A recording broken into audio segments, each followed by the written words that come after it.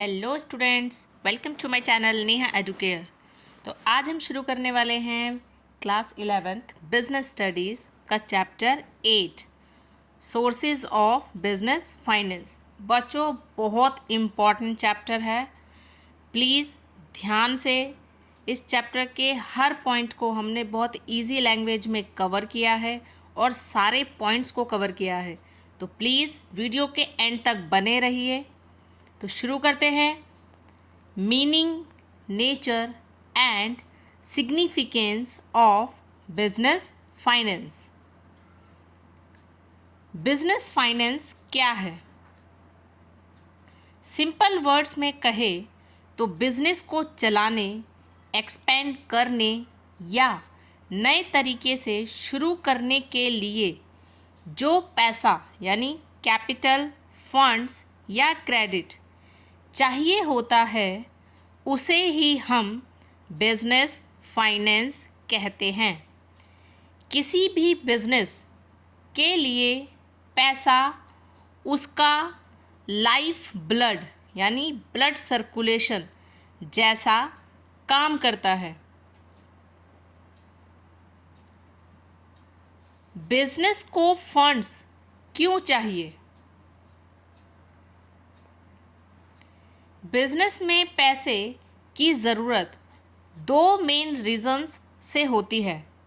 पहला reason, fixed capital requirements.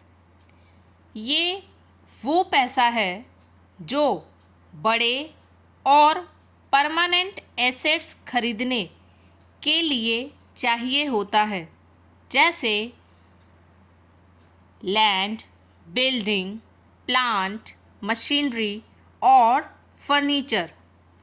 ये पैसा बिजनेस में लंबे समय तक ब्लॉक रहता है। Second requirement, working capital requirements. Day to day के खर्चे चलाने के लिए जो पैसा चाहिए, जैसे रॉ मटेरियल खरीदना, एम्प्लॉयज़ को सैलरी देना, रेंट, इलेक्ट्रिसिटी बिल और टैक्सेस भरना। Second topic, classification of sources of finance means पैसा कहाँ से आता है। फाइनेंस के सोर्सेज को हम तीन बेसिस पर डिवाइड करते हैं। First base, on the basis of period, मतलब समय के हिसाब से। लॉन्ग टर्म, मतलब 5 साल से ज़्यादा। फिक्स्ड एसेट्स खरीदने के लिए, example equity shares, preference shares, debentures, long term bank loans. ये सब लॉन्ग टर्म के लिए लिया जाता है। फिर आता है medium term. Medium term means 1 साल से 5 साल के बीच का पीरियड। मॉडर्नाइजेशन या किसी बड़े एड कैंपेन के लिए, example public deposits, lease financing. Last होता है शॉर्ट टर्म यानी 1 साल से कम। वर्किंग कैपिटल मैनेज करने के लिए, example trade credit, commercial papers और फैक्टरिंग। तो बच्चों, टाइम के बेसिस पर तीन पीरियड्स में हम बांट के चलते हैं, लॉन्ग टर्म, मीडियम टर्म और शॉर्ट टर्म। अब आते हैं second base, on the basis of ownership यानी मालिकाना हक के हिसाब से। ऑनर्स फंड, जो पैसा बिजनेस के मालिक का अपना होता है या बिजनेस के बचे हुए प्रॉफिट से आता है, इसमें कोई फिक्स्ड रिटर्न देने का कंपल्शन नहीं होता। Example equity shares, retained earnings. Next, borrowed funds, जो पैसा बाहर से लोन या उधार के रूप में लिया जाता है, इसमें रेगुलर इंटरेस्ट देना कंपलसरी होता है, चाहे प्रॉफिट हो या loss. Examples: debentures, bank loans, public deposits. अब आते हैं third basis, on the basis of source of generation. Internal sources, जो ऑर्गेनाइजेशन के अंदर से ही जनरेट होता है। Example: retained earnings. External sources, जो बाहर के लोगों से रेज किया जाता है। एग्जाम्पल: इशूइंग शेयर्स और debentures. Next topic, detailed sources of finance, मतलब उसके मेरिट्स और डिमेरिट्स क्या है। First, retained earnings. कंपनी अपने सारे प्रॉफिट्स को डिविडेंड्स के रूप में नहीं बांटती। प्रॉफिट का एक हिस्सा फ्यूचर के लिए बचाकर रख लिया जाता है। इसका फ़ायदा क्या है? कोई एक्स्ट्रा कॉस्ट नहीं लगती, मतलब नो इंटरेस्ट या कोई डिविडेंड प्रेशर नहीं होता। पूरी ऑपरेशनल फ्रीडम मिलती है। बाहर वालों का कोई इंटरफेरेंस नहीं होता। इसका नुकसान क्या है? अगर ज़्यादा प्रॉफिट बचाएंगे तो शेयर होल्डर्स गुस्सा हो सकते हैं, क्योंकि उन्हें डिविडेंड कम मिलेगा। ये अनस्टेबल सोर्स है, क्योंकि प्रॉफिट हर साल चेंज होता रहता है। नेक्स्ट, ट्रेड क्रेडिट, मतलब उधारी पर सामान खरीदना, उधार पर गुड्स लेना। जब एक ट्रेडर दूसरे ट्रेडर से रॉ मटेरियल या गुड्स बिना इमीडिएट कैश पेमेंट, मतलब क्रेडिट पर खरीदता है, इसका फ़ायदा क्या है? बहुत कन्वीनियंट और easily available short term finance है। सेल्स बढ़ने में हेल्प करता है। इसके नुकसान क्या है? अगर क्रेडिट बहुत आसानी से मिल जाए तो बिजनेस ओवर ट्रेडिंग करने लगता है। कभी कभी सप्लायर्स हिडन कॉस्ट जोड़कर प्रोडक्ट्स महंगा देता है। Next topic, factoring.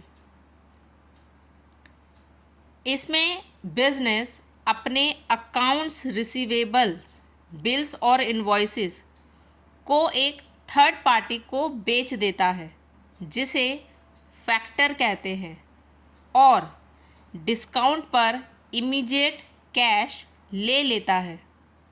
इसके फ़ायदे क्या है?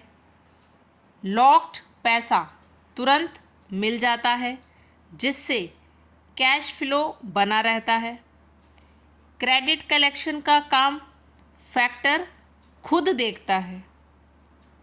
इसके नुकसान क्या है?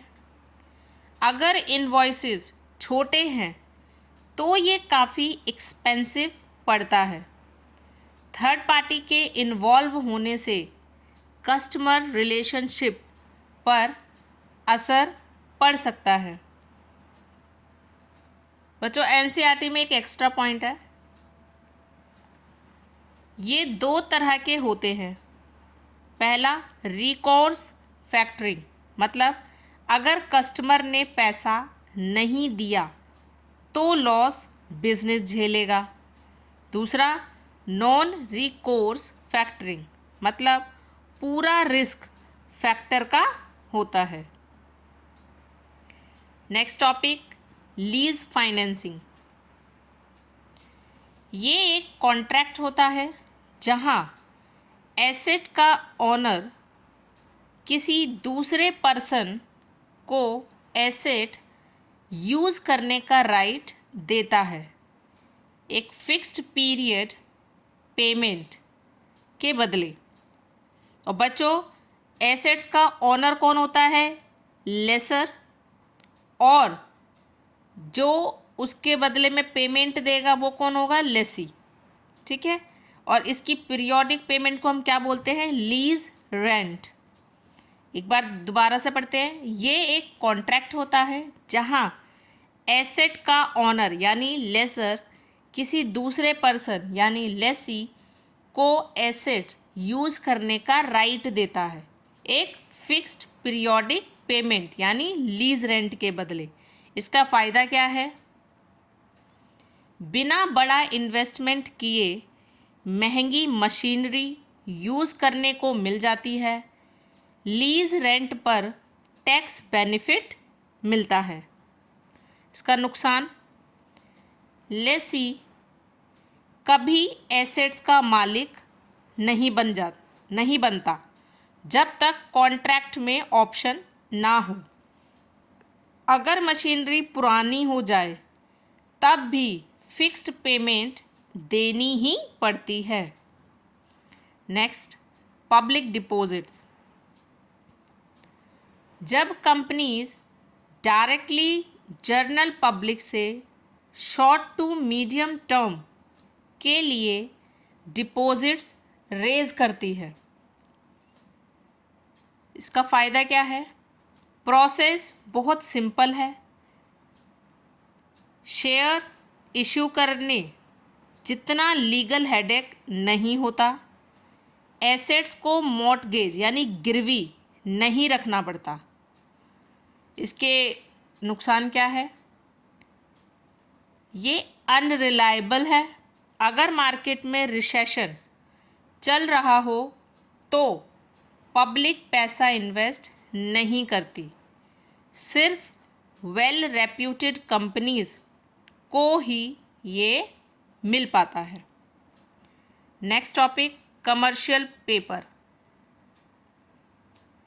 ये एक unsecured short term promissory note होता है जो बहुत बड़ी और क्रेडिट वर्थी यानी अच्छी रेपुटेशन वाली कंपनीज शॉर्ट टर्म फंड्स के लिए इशू करती है। इसके फ़ायदे क्या है? हाईली लिक्विड होता है और इसमें कमर्शियल बैंक्स के लोन के मुकाबले कम कॉस्ट आती है। इसके नुकसान क्या है?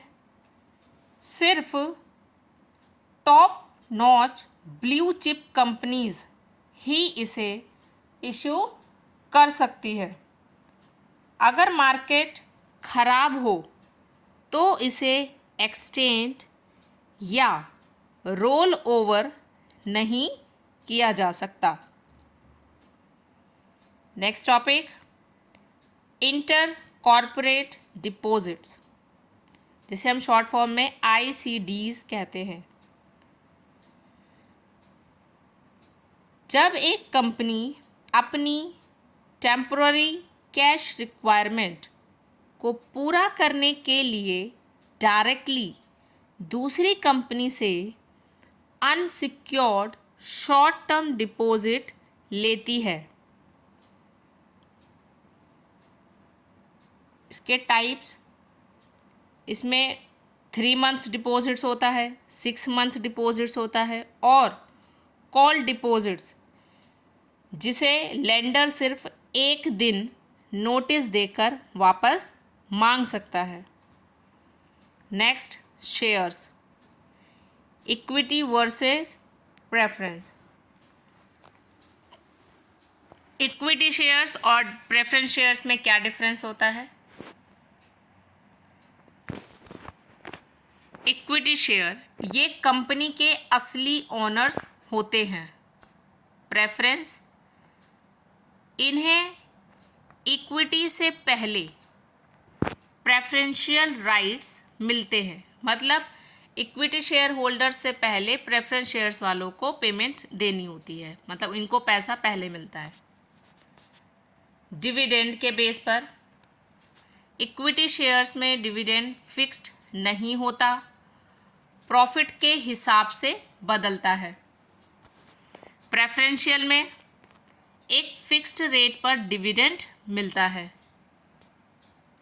Voting rights, equity share holders को फुल वोटिंग और मैनेजमेंट कंट्रोल राइट्स होते हैं, और प्रेफरेंस शेयर होल्डर्स को जनरल वोटिंग राइट्स नहीं होते। रीपेमेंट के बेस पर कंपनी बंद यानी लिक्विडेशन के टाइम होने पर सबसे आखिरी मतलब लास्ट में पैसा इक्विटी शेयर होल्डर्स को मिलता है, और प्रेफरेंस शेयर होल्डर्स को इक्विटी शेयर होल्डर से पहले पैसा वापस मिलता है। मतलब इन्हें इक्विटी शेयर होल्डर से पहले प्रेफरेंस दी जाती है, पहले इनका पैसा लौटाया जाता है। मेरिट्स एंड डीमेरिट्स,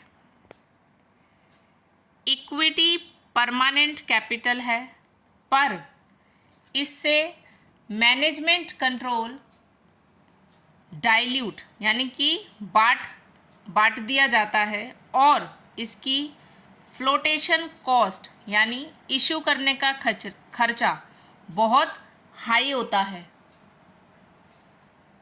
अब पढ़ते हैं debentures and bonds. Debenture company द्वारा लिया गया एक डेट सर्टिफिकेट है। डिबेंचर होल्डर्स कंपनी के क्रेडिटर्स होते हैं जिन्हें फिक्स्ड रेट पर रेगुलर इंटरेस्ट मिलता है। इनके फ़ायदे क्या है? इंटरेस्ट पेमेंट टैक्स डिडक्टिबल होती है,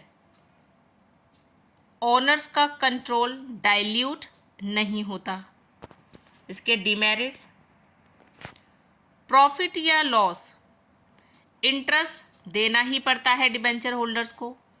इसके लिए एसेट्स को सिक्योरिटी के तौर पर रखना पड़ता है। एक छोटा सा नोट, गवर्नमेंट जो इशू करती है उसे जर्नली बॉन्ड्स कहते हैं, और प्राइवेट कंपनीज डिबेंचर्स इशू करती है।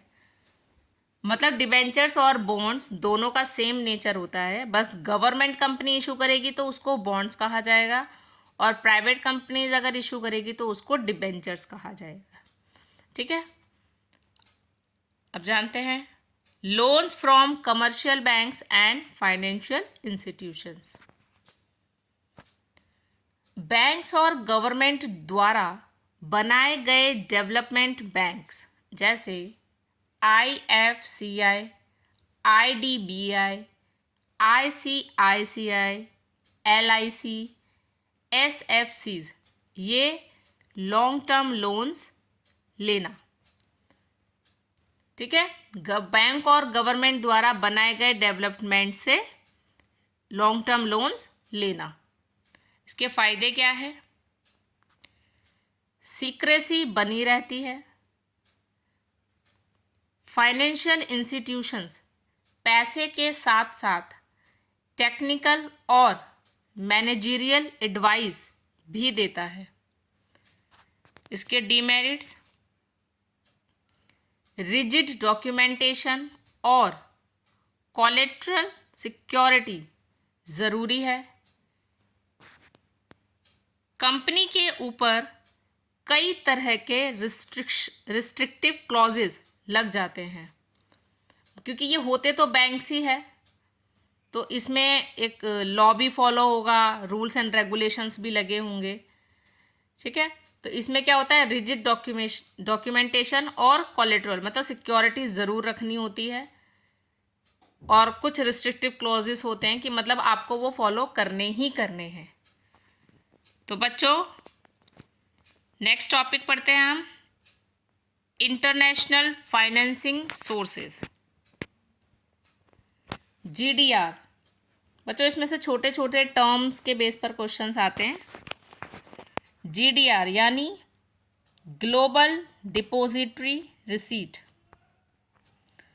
जब एक Indian company foreign currency raise करने के लिए foreign stock exchanges like London पर डॉलर डिनोमिनेटेड इंस्ट्रूमेंट्स इशू करती है। एक बार दोबारा समझते हैं। जीडीआर मतलब ग्लोबल डिपॉजिटरी रिसिप्ट। इसमें क्या होगा, एक Indian company foreign currency raise करने के लिए फॉरेन स्टॉक एक्सचेंज जैसे लंदन स्टॉक एक्सचेंज पर डॉलर डिनोमिनेटेड इंस्ट्रूमेंट इशू करती है। सेकंड, एडीआर यानी अमेरिकन डिपॉजिटरी रिसीट। ये बिल्कुल जीडीआर जैसा है, पर इसे सिर्फ यूएस के स्टॉक एक्सचेंज यानी NYSE या नैस्डैक NASDAQ पर इशू किया जाता है और सिर्फ अमेरिकन सिटीजन्स ही खरीद सकते हैं, कोई दूसरे सिटीजन्स नहीं खरीद सकते। Next, IDR Indian depository receipt.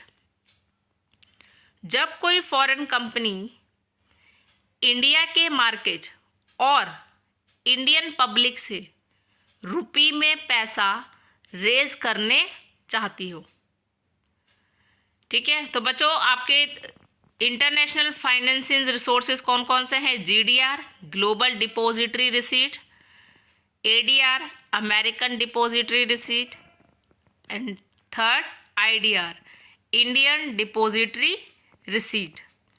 Next है FCCBs यानी फॉरेन करेंसी कन्वर्टिबल बॉन्ड्स। ये फॉरेन करेंसी में डेट इंस्ट्रूमेंट्स होते हैं जिन्हें एक फिक्स्ड पीरियड के बाद इक्विटी शेयर्स में कन्वर्ट किया जा सकता है, ठीक है। क्या है ये फॉरेन करेंसी में डेट इंस्ट्रूमेंट्स होते हैं जिन्हें एक फिक्स पीरियड के बाद इक्विटी शेयर्स में कन्वर्ट किया जा सकता है। Next topic, factors affecting the choice of source of finance. मतलब पैसे का सोर्स सिलेक्ट कैसे करें। एक फाइनेंशियल मैनेजर ये 9 पॉइंट्स देखकर डिसाइड करता है कि पैसा कहाँ से लाना है। तो जानते हैं। First, cost. पैसा रेज करने का खर्चा यानी फ्लोटेशन कॉस्ट और उसे यूज़ करने का खर्चा यानी इंटरेस्ट और डिविडेंड जो देना होता है, दोनों कम होना चाहिए, ठीक है। फ्लोटेशन कॉस्ट और यूज़ करने का जो खर्चा है, उन दोनों की कॉस्ट क्या होनी चाहिए? कम होनी चाहिए। दूसरा, फाइनेंशियल स्ट्रेंथ। अगर कंपनी फाइनेंशियली स्ट्रॉन्ग है तभी उसे डेट यानी लोन लेना चाहिए, नहीं तो इक्विटी ही बेस्ट है। Next, form of organisation. Sole trader share issue नहीं कर सकता। सोल ट्रेडर मतलब जो उसमें सिंगल बंदा हो। सिर्फ जॉइंट स्टॉक कंपनी ही पब्लिक फंड्स एक्सेस कर सकती है। बच्चों, हमने लास्ट चैप्टर में भी पढ़ा था, बिजनेस सर्विसेज में भी, ठीक है। तो आप उसे भी ज़रूर साथ में सुने, आपके नोट्स तभी कंप्लीट होंगे और आपको सारे चैप्टर एक दूसरे से थोड़े थोड़े से लिंक भी है। तो प्लीज़ हमेशा नेक्स्ट चैप्टर पढ़ने से पहले प्रीवियस चैप्टर को ज़रूर रिवाइज करें। Next, purpose and time period. Short term के लिए ट्रेड क्रेडिट या कमर्शियल पेपर और लॉन्ग टर्म एसेट के लिए शेयर्स और लोन्स, ठीक है। शॉर्ट टर्म के लिए क्या? ट्रेड क्रेडिट या कमर्शियल पेपर, और लॉन्ग टर्म एसेट्स के लिए शेयर्स और लोन्स। नेक्स्ट, रिस्क प्रोफाइल देखना चाहिए। बोरोड फंड्स बिजनेस का फाइनेंशियल रिस्क बढ़ा देते हैं क्योंकि उन्हें डिफ़ॉल्ट करने पर कंपनी बंद हो सकती है। तो रिस्क प्रोफाइल भी चेक करना है। Sixth, control. अगर पुराने ओनर्स मालिक अपना कंट्रोल किसी और को नहीं देना चाहते तो वो इक्विटी के बदले डिबेंचर्स या लोन्स चुनेंगे, क्योंकि इक्विटी में तो क्या होता है कि जितने भी इक्विटी शेयर होल्डर होंगे उनको सबको राइट होता है, वो बोल सकते हैं। ठीक है। Next, effect on credit worthiness. अगर पहले से ही बहुत लोन ले रखा है तो मार्केट में कंपनी की बोरोइंग कैपेसिटी कम हो जाती है, क्योंकि भाई अब आपने ऑलरेडी मार्केट में से बहुत सारा लोन ले रखा है तो आपको आगे कैसे मिलेगा। Next, flexibility and ease. कुछ सोर्सेस बहुत जल्दी मिल जाते हैं, जैसे ट्रेड क्रेडिट, जबकि बैंक लोन्स में लंबी फॉर्मेलिटीज़, मतलब लॉन्ग प्रोसेस होता है, उसके अंदर काफ़ी सारी फॉर्मेलिटीज़ आपको पूरी करनी होती है। नेक्स्ट होता है आपका लास्ट, टैक्स बेनिफिट्स। डिबेंचर्स और लोन्स के इंटरेस्ट पर टैक्स लायबिलिटी कम होती है, जबकि इक्विटी पर कोई टैक्स बेनिफिट नहीं मिलता। ठीक है बच्चों, तो ये थे आपके 9 सोर्सेज कि आपको जब फाइनेंस मतलब जब पैसा लेना हो तो आपको क्या क्या चीज़ें सिलेक्ट करनी चाहिए। पहला कॉस्ट, दूसरा फाइनेंशियल स्ट्रेंथ, तीसरा form of organisation, fourth purpose and time period, fifth risk profile, sixth control, seventh effect on creditworthiness, eighth flexibility and ease, and last tax benefits। तो बच्चों आपका चैप्टर फिनिश होता है। हमने इस chapter के सारे पॉइंट्स इसी सिंगल वीडियो में कवर कर लिए हैं। आई होप आपको वीडियो हेल्पफुल लगी होगी, तो प्लीज़ वीडियो को लाइक और शेयर ज़रूर करें और चैनल को सब्सक्राइब करना ना भूलें। मिलते हैं नेक्स्ट वीडियो में इसी तरीके के इंटरेस्टिंग और इजी टॉपिक्स के साथ। तब तक के लिए बाय।